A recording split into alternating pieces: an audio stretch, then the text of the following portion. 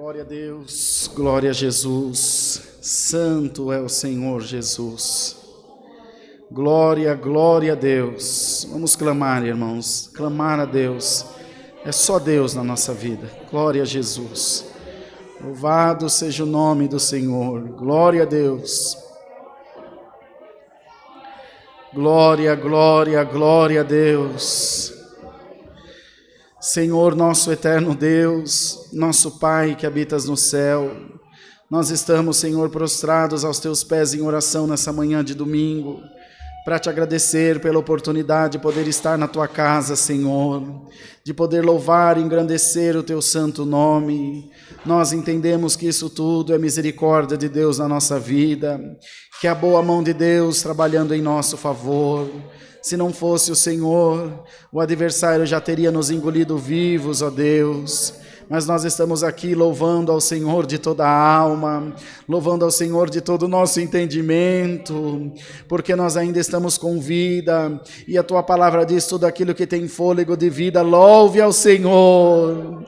E nós estamos exaltando, glorificando, bendizendo o teu santo nome, Senhor. Ó Deus eterno, queira nessa manhã tomar nas tuas mãos a nossa irmandade, que está acompanhando o santo culto pela live, que estão acompanhando o culto aqui presencialmente. Senhor, só tu sabe como está cada coração. Só tu sabes, Senhor, o que tem na mente de cada um dos teus filhos, as tribulações, as inquietações, as preocupações, mas nessa manhã, no nome do Senhor Jesus, visita o teu povo com a tua presença, Senhor.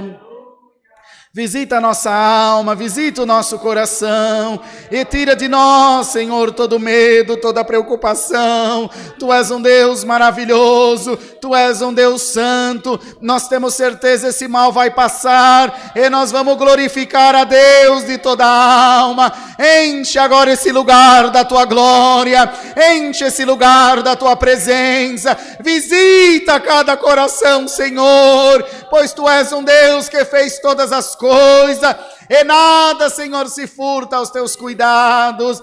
Oramos pela família do irmão N, do irmão Samuel, Senhor, pela irmã Diná, pela irmã Zaide, Senhor, que perderam o irmão Daniel no dia de ontem, mas nós temos certeza que o teu servo agora descansa o sono dos justos, para ser ressuscitado, para a volta de Cristo nosso Senhor. Ó Deus, nessa manhã, aleluia, envia do céu a tua santa palavra, e fala, Senhor, com as nossas almas. Ajuda-nos a em tudo glorificar o teu santo nome. Abençoa o culto das 16 horas, abençoa o culto das 14 horas, abençoa o culto das 18h30. Em todo momento, derrama nesse lugar a virtude do teu Espírito Santo.